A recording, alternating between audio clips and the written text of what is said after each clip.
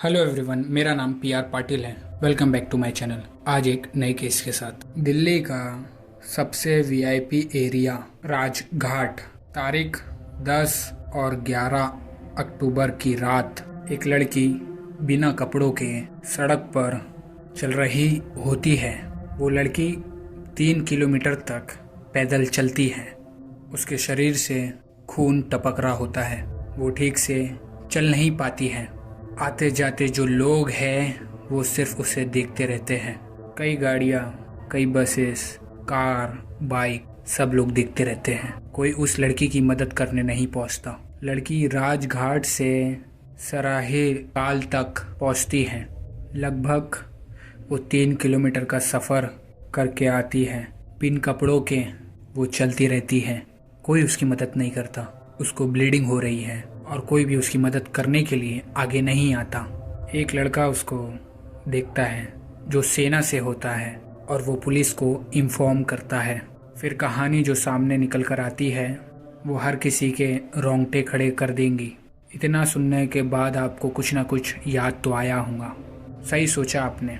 16 दिसंबर 2012 निर्भया का वही केस। पूरी दिल्ली, पूरा भारत प्रोटेस्ट करने अपने घर से बाहर आ गए थे। तमाम तरीके के आरोप लगाए गए थे। लोगों ने ये तक कह दिया था, जब वो लड़की उस झाड़ियों के बीच बिना कपड़ों के वो लड़की पड़ी हुई थी, उस लड़की की मदद करने कोई क्यों नहीं आया सामने। और ये केस निर्भया केस में हुआ था, निर्भया केस में हुआ था। और फिर आज एक बार फिर 2024 में ऐसा ही एक केस सामने आता है और दिल्ली में उस लड़की की मदद करने कोई नहीं आता। दिल्ली राजधानी है। आप ये तस्वीरें देखिए। ये वही तीनों रेपिस्ट हैं। ये तीनों ने उस लड़की के साथ रेप किया, गलत काम किया। इसमें से जो काम करते ये तीनों, एक कबाड़ी का काम करता है, एक ऑटो ड्राइवर है और जो तीसरा है जिसको आप लोग देख रहे हो, जो ज़मीन पर ठीक से बैठ नहीं पा रहा, वो दिव्यांग है। उसके पैर काम नहीं करते, वो अपाहिज है और इसने उस लड़की के साथ गलत काम किया। दरअसल दिल्ली के राजघाट में ये लड़की कुछ किलोमीटर का सफ़र करती है। उसके बाद एक आर्मी ऑफिसर इस लड़की को देखता है और उन्हें लगता है इस लड़की के साथ कुछ गलत हुआ है और वो फ़ौरन पुलिस को बुलाते हैं। और पुलिस जब आती है तो लड़की को जब देखा जाता है, वो लड़की, उसको कुछ नहीं सूझ रहा था उसके साथ क्या हुआ। और जो आर्मी के जवान हैं उस लड़की के बारे में बताते हैं वो मर भी सकती है। और फ़ौरन पुलिस वाले पहुंचते हैं और उसे अस्पताल लेके जाते हैं और उस लड़की का 21 दिन इलाज चलता है और लड़की थोड़ा थोड़ा रिकवर करती है। तब जाकर और पुलिस फिर आरोपियों को पकड़ पाती है। ये जो 3 तस्वीरें हैं और अलग अलग लोग नहीं, ये तीनों एक ही हैं। इन्होंने उस लड़की का रेप किया, गलत काम किया। और इन तीनों की प्रोफाइल सुन लीजिए। इन तीनों में से एक है भीख मांगने वाला।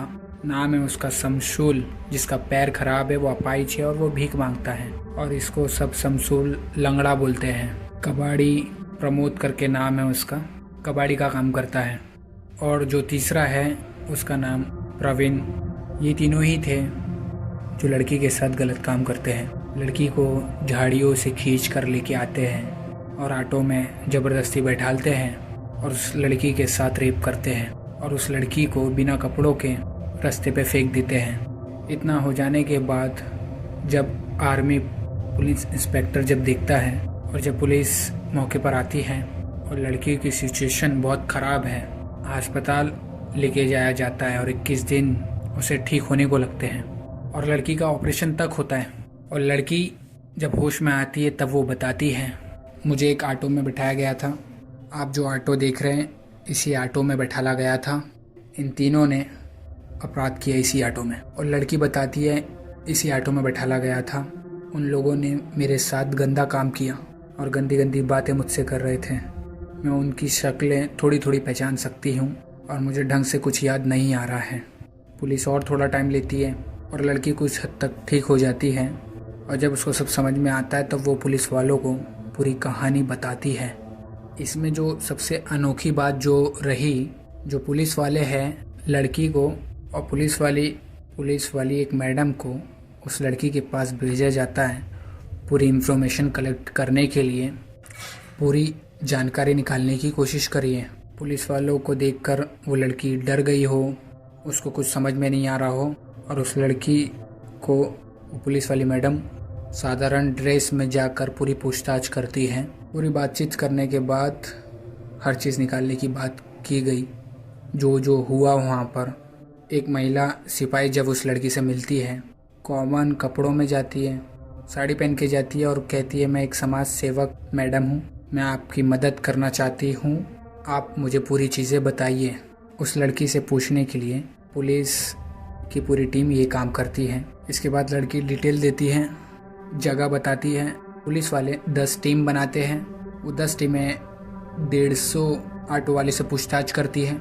150 ऑटो वालों के घर घर जाकर पूछताछ करती है, उनकी वाइफ से, उनके बच्चों से, जिस तरह से भी तहकीकात कर सकती हैं। और पुलिस हाथ धो के पीछे पड़ जाती है। और लड़की ने जिस जगह बताया गया था, ऑटो ड्राइवरों ने ये काम किए। और जहाँ से उस लड़की को बैठाला गया था वहाँ के सीसीटीवी कैमरे देखे गए। 500 से ज़्यादा सीसीटीवी तक पुलिस ने चेक कर लिए थे। और दिल्ली पुलिस आरोपी तक पहुँचती है, जिसने सबसे पहले रेप किया। कबाड़ी प्रमोद कबाड़ का काम करता है। सेंट्रल दिल्ली में ही उसकी एक छोटी सी दुकान है कबाड़ी की। एक वहीं पर भीख मांगता है शमशुल, और जो ऑटो ड्राइवर है वो उस जगह पर आया जाया करता है। और वहीं पर इन तीनों की दोस्ती हो जाती है। ये तीनों एक साथ बैठा किया करते हैं। एक लड़की को देख लेते हैं और बहला फुसला के उस लड़की को ऑटो में बैठा लेते हैं और फिर रेप करते हैं उस लड़की को और उसको फिर फेंक देते हैं और वहाँ से भाग जाते हैं। पुलिस जब सीसीटीवी कैमरे तलाशती है, इन तीनों का पता लगाती है, पूछताछ करती है, जो 10 लोगों की टीम होती है। इसके बाद फिर लड़की से पूरी पहचान कराई जाती है। लड़की फिर पहचानती है ये तीनों जो आप तस्वीर देख रहे हैं, ये तीनों ही होते हैं। उस लड़की के साथ जघन्य अपराध किया और उसको उसकी हालत पे छोड़ दिया और छोड़कर भाग गए। उसका भला हो वो आर्मी जवान का, जिसने मदद का हाथ बढ़ाया और इस लड़की की मदद करने की पूरी कोशिश की।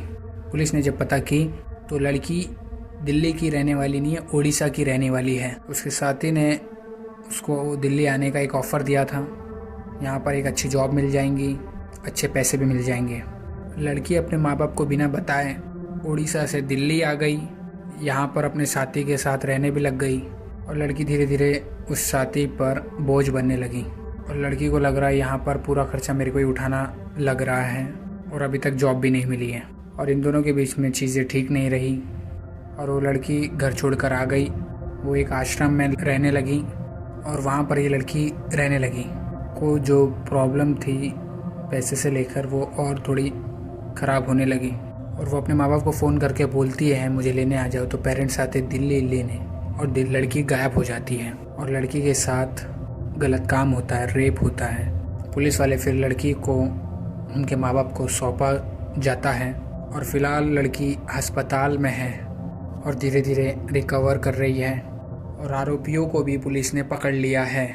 बस लेकिन 12 अक्टूबर को पुलिस की कड़क तहकीकात रहती है और उससे पहले दशहरा था। 12 अक्टूबर को ही दशहरा था। फेस्टिवल सीज़न है, भीड़ भाड़ का इलाका है और बहुत सारे जो लोग हैं वो मार्केटिंग करते हैं। पुलिस की जो टीम है वो शातिर रहना चाहिए। ऐसी एक लड़की के साथ वारदात हो जाना 10 और 11 तारीख को, ऐसा कोई आरोपी कर देता है और पुलिस पे भी तमाम तरीके के सवाल उठ रहे हैं। और कानून व्यवस्था उस वक्त क्या कर रही थी जब उस लड़की के साथ ऐसा हुआ। पुलिस वाले सो रहे थे। आपकी जो पुलिस है हर तरफ बैरिकेड लगा के रहती है। जो लोग हैं उस लड़की के साथ ऑटो में रेप होता है, वो ऑटो चल रहा था, किसी ने उस पर गौर तक नहीं किया। उस लड़की की चीखने की आवाज़ तक नहीं आई। पुलिस के ऊपर सवाल खड़े करती है। यहाँ पर केस समाप्त होता है। मिलते हैं नेक्स्ट केस के साथ।